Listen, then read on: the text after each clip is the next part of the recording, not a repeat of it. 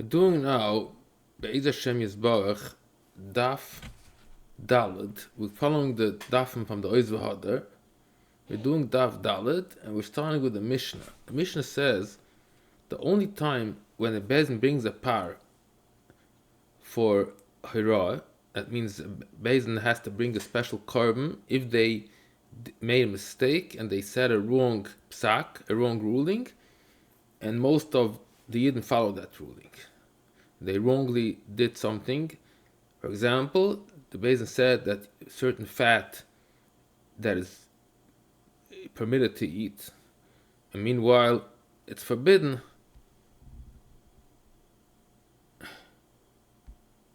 So we say that the din is, if they permitted totally this isser, they said you can eat whatever fat you want, or they said ein nida b'Torah, there's no such thing of nida in the Torah, ein Shabbos b'Torah, ein avodah zarah b'Torah, arei p'turim.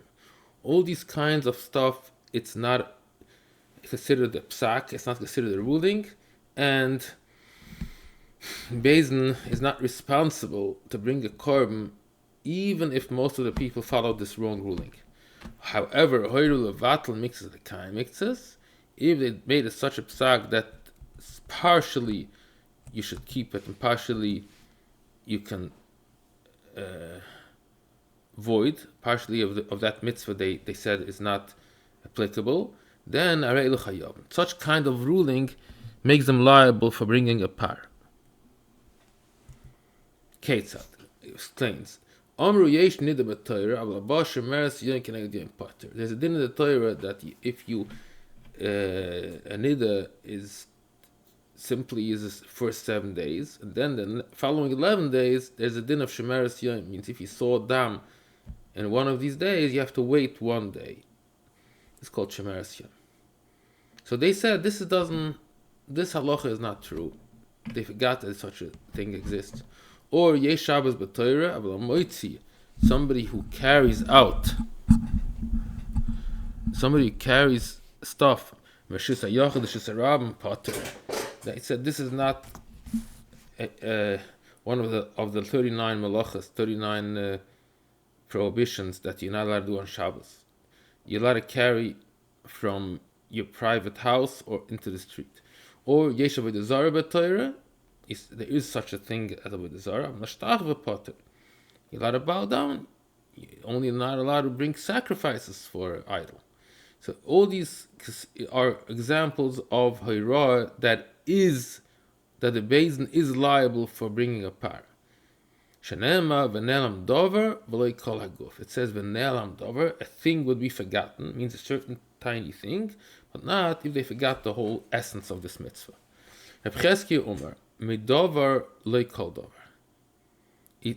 Where did he know it? It says midavar, not means only partially, not the whole thing. Rav Hillel says mi mitzvahs loi kol mitzvahs. But interestingly enough, it never says in the Torah this language. Iksif kain, does it say midavar? It says v'nelam davar me'enei hakol. Mi mitzvahs, it does say os achas mi mitzvahs Hashem, but it doesn't say midavar. So the Gemara answers on that. You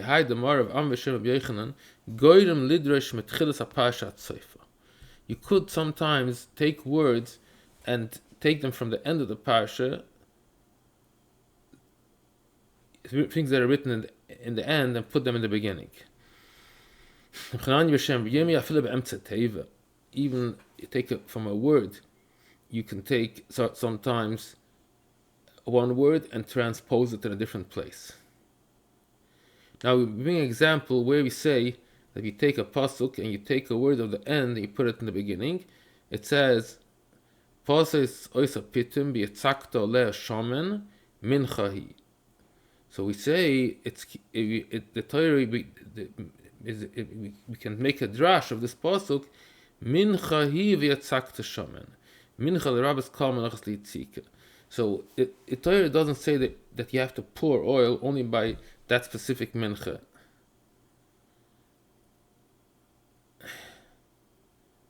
And does not say all the other minchas, minchas soilas, minchas Machvas doesn't say this, that you have to pour oil. So what do? We take the word Yitzakta le shemen mincha. We say the mincha is written before Yitzakta to say that all manachas, even the ones that does not say you should pour oil, also be Yitzakta, you should pour oil. So this is an example of a drash where you take the words from the end, you put it in the beginning. So what does it come into here? Because here we say v'ne'lam davar. So the mem of v'ne'lam, even though it's a mem soifis, we can treat it as a mem and use it v'ne'lam midavar. So the mem jumps to the next word, and the drush works that v'ne'lam, something got partially from the thing, not the whole thing, and that's it. That's what the drush here is, to teach you that you're not chayiv only if they ruled that part of this iser is permitted. Now the Gemara is going to ask a question. We said an example, shemeres yoim. Shemeres yoim?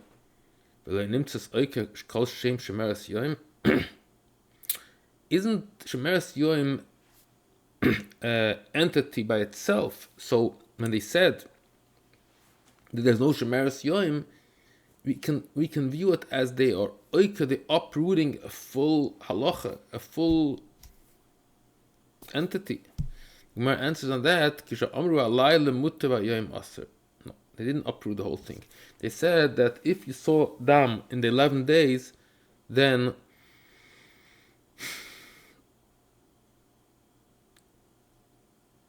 halayla mutter at night. The following night is already mutter. Only that same day. Really, we have to wait till the next day. That's the halacha. So let's say Sunday, she saw a dam. You have to wait till Monday morning. That's when she has to go to the mikveh, and then she's permitted. But they said, no.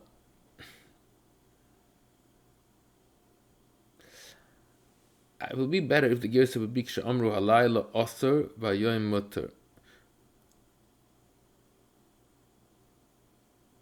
No, I think we can keep it this way. Halayla mutter v'yoyim osir means that this particular day is osir, but it means during, let's say, Monday, you cannot do bia on Monday, but at the following night is mutter already. You don't have to wait for another day.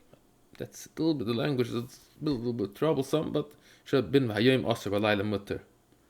But could be that's what it means. How about the case by the Davar when they said that there's no problem bowing down to an idol? So they oike the whole shem shtachvaya, this whole concept that bowing down is a problem. They're uprooting this whole thing. So the Gemara answers, "Amru mutter la shuach, but also the shtachvayis." There's two types of bowing. There's bowing down where you just lowering your head, and then there's another one that you are prostrating your body on the ground. So they said only that second thing is osir. You let it bow down. One of the examples is that they said that if you carry from Rosh Hashanah to Rosh Hashanah is not a problem. So it means they're uprooting the isser of carrying. And my answer is no, I didn't uproot it. They said the only thing that Torah says is usher is to take out from the private property into the street. But you're allowed to take from Rosh Hashanah, it's not a problem. It saw us here because the Torah says al yetze ishmim koimoy. It means the Gemara says that Moshe Rabbeinu told the Yidden should not bring from their houses to the Rosh Hashanah, but the other way around, to bringing from a public place to a private, they said that's not osir min haTorah. Brank man da omer, Moshe says v'asik man da omer achnasa v'yetzoa achasi. Brank man da omer achnasa v'yetzoa shtayim. So there's in Masechta Shabbos a discussion in Yerushalmi. If we consider these two things as two separate things, bringing into Rosh Hashanah, bringing out Rosh Hashanah, and bringing from Rosh Hashanah into Rosh Hashanah, is that considered two separate types of malachas? So if we say that it's really one thing, so it means when they said that one of these are as mutter, they're not uprooting the whole thing. But if we consider these two things like two separate entities, so if they uprooted one of them, it means they're uprooting a full entity. So it doesn't work out only with that chit that says that actually these two things are really one. They considered like one entity, and if so, when you're uprooting part of this, it's not considered uprooting the whole thing. Shmuel bar Abba Omer,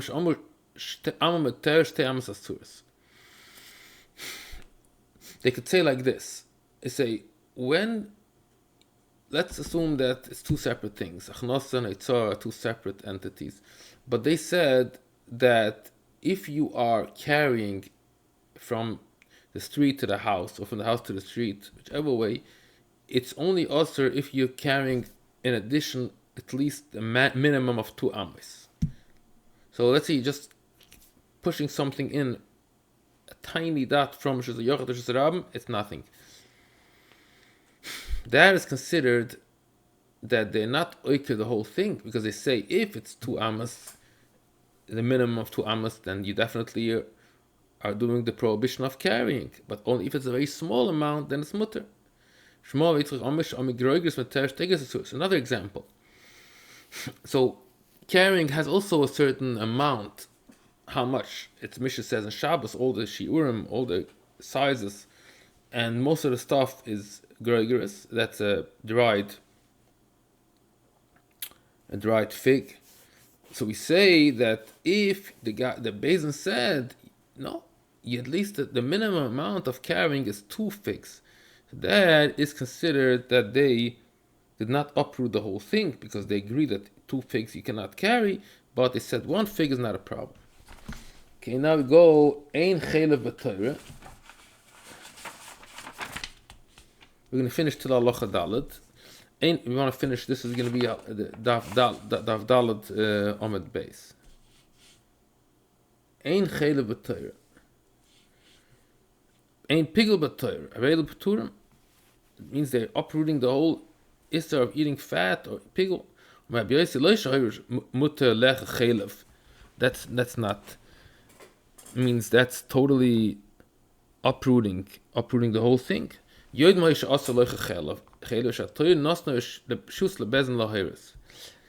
it's an interesting language. It doesn't say exactly what they said, and I think the meaning of this is that they say that not all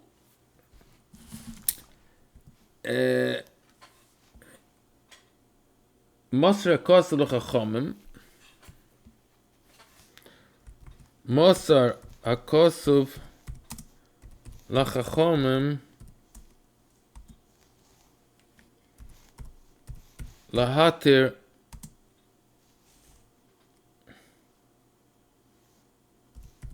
Mashayirtzu. It's an interesting language, but this is makes the most sense. That is the intention of the Yerushalmi, to say that the Chachamim have a power. Masar Makosel Chachamim. You see some things that the Torah left it up for Chachamim. So it said we can decide that this is not part, even though Chelev is Chelev, but the Torah gave us a liberty to say what is mutter. This is the meaning of this Yerushalmi, I would say. Okay. Bun Bachuya Boya. He asked a question. What is if they said Hayoim Asr L'Macha Mutter? Any kind of Isser in the Torah, they said this Isser you can only not do for the next 5 years, then later on you could do it. A Novi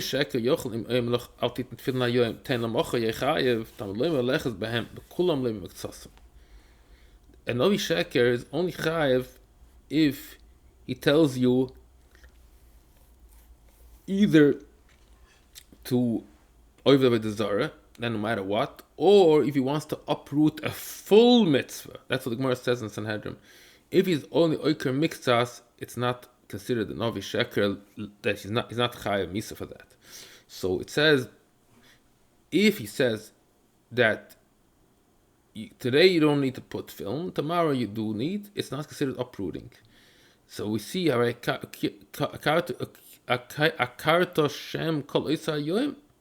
that day you said you don't need to put film for the next week or for the next day. So we see from this that if you limit yourself to a certain time period, it's not considered akira. So here also, if the person said,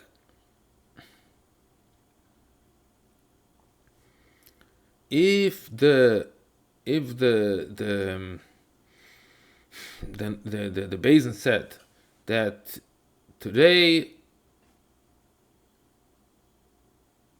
hayoim mutter lemachar aser.